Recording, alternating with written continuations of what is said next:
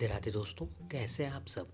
दोस्तों, जैसा कि हम सभी लोग जानते हैं कि अभी जो है मार्गशीर्ष का महीना शुभ और पवित्र महीना जो अभी चल रहा है।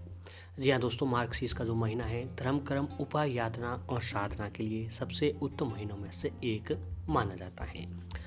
दोस्तों, ऐसे ही मार्गशीर्ष महीने की कृष्ण पक्ष की एकादशी तिथि को जो है उत्पन्न एकादशी का व्रत रखा जाता है।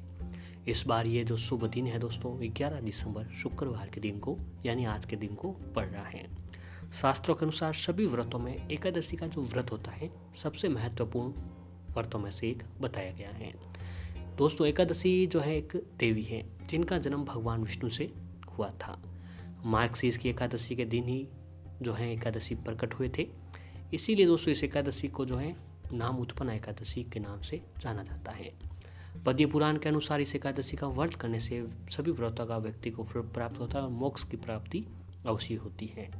और साथ इस दिन व्रत करने से जो है सभी प्रकार के दुखों का नाश भी करती है। तो दोस्तों, जैसा कि आप सबको पता ही होगा कि हमारे हिंदू धर्म में जो है एकादशी का दिन सबसे पवित्र और शुभ दिनों में से एक माना जाता है। और इस एकादशी के दिन जो है भगवान श्री हरि विष्णु जी की पूजा आराधना भी की जाती है। दोस्तों, इस दिन जो है जो व्यक्ति एकादशी के दिन व्रत रखकर भगवान श्री विष्णु जी की पूजा आराधना करता है तो व्यक्ति को हर काम में सफलता अवश्य ही प्राप्त होती है। तो अब आइए जानते हैं दोस्तों उत्पन्न एकादशी का महत्व। पुराणों के अनुसार एकादशी का व्रत करने से भगवान विष्णु की असीम कृपा व्यक्ति के ऊपर प्राप्त होती है और सभी तीर्थों के दर्शन के बराबर व्यक्ति को फल प्राप्त होता है। इस व्रत में किया गया दान का फल जो है व्यक्ति को जन्मों जन्म तक मिलता रहता है। इस व्रत में जब तप व दान करने से व्यक्ति को अश्वमेध यज्ञ के बराबर फल प्राप्त होता है।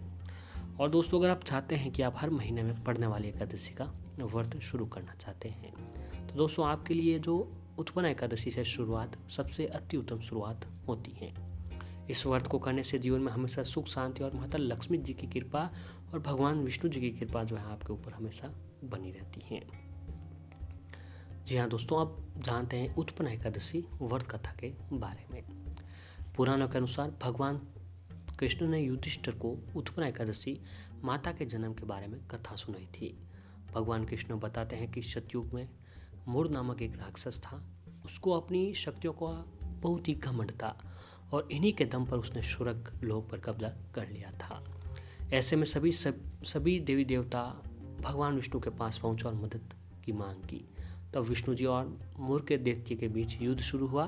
कई वर्षों तक चला। वह युद्ध कई वर्षों तक लगातार चलता रहा।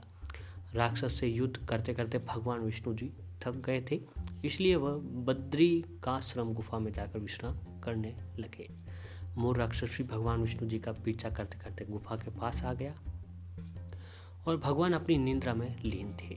तभी मूर राक्षस उनको मारना चाहा। जैसे ही राक्षस ने अपना हथियार उठाया तभी भगवान विष्णु जी के शरीर से एक देवी प्रकट हुई और उन्होंने मूर राक्षस का अंत कर दिया। देवी के कार्य से भगवान विष्णु प्रसन्न हुए और उन्होंने कहा कि आप मार्गशीर्ष माह के कृष्ण पक्ष की एकादशी तिथि को प्रकट हुई है, इसलिए आज से आपका नाम एकादशी होगा।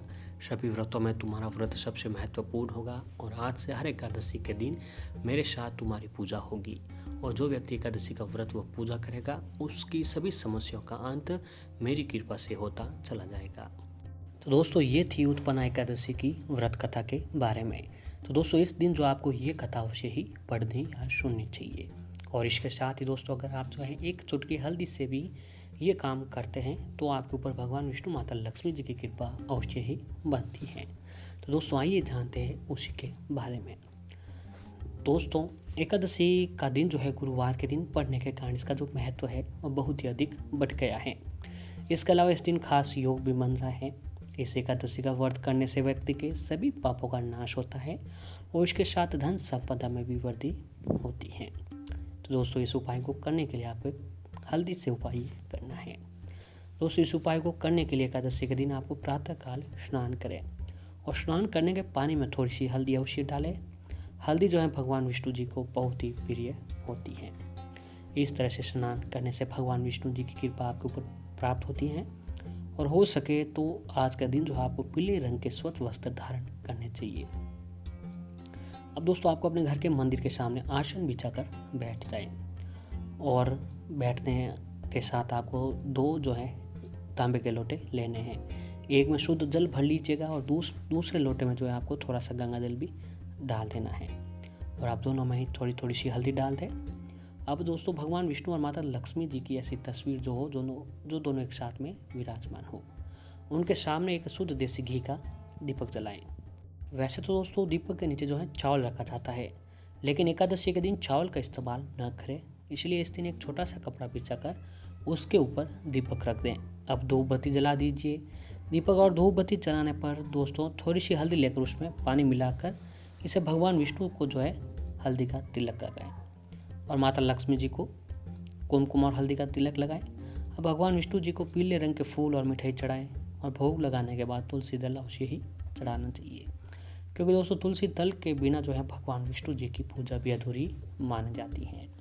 अब हाथ जोड़कर भगवान विष्णु जी के महामंत्र ओम नमो भगवते वासुदेवाय नमः का 108 बार जाप करें। अब भगवान विष्णु से और माता लक्ष्मी से अपने और अपने परिवार की सभी समस्याओं के निराकरण की प्रार्थना करें। प्रार्थना के बाद हल्दी मिला हुआ जो गंगा जल है उसे अपने घर के मुख्य दरवाजे पर छिड़क दें। इसके बाद उस गंगा जल को अपने पूरे घर में भी छिड़क देना है। ऐसा करने से माँ लक्ष्मी जी आपके घर में स्थायी रूप से निवास करती हैं। और इसके बाद जो दोस्तों आपको अपने घर के सभी सदस्यों को हल्दी से तिलक करना है। अब दूसरे लोटे में जो पानी था उस पानी में दोस्तों थोड़ा सा आपको चीनी डालकर भगवान सूर्य देव को अर्घ्य दे दें और बाकी मंदिर में रखे प्रसाद को सभी परिवार के सदस्यों में बांट दीजिएगा। दोस्तों कहा जाता है कि इस दिन जो भी व्यक्ति ये उपाय करता है उसके ऊपर माता लक्ष्मी भगवान विष्णु जी की कृपा उसे ही प्राप्त होती है और उनकी कृपा से उनको हर काम में सफलता प्राप्त होती है और उनके घर में हमेशा सुख समृद्धि जो है बनी रहती है। दोस्तों इस एकादशी के दिन आप ये उपाय करके भगवान विष्णु माता लक्ष्मी जी की कृपा जो है प्राप्त कर सकते हैं।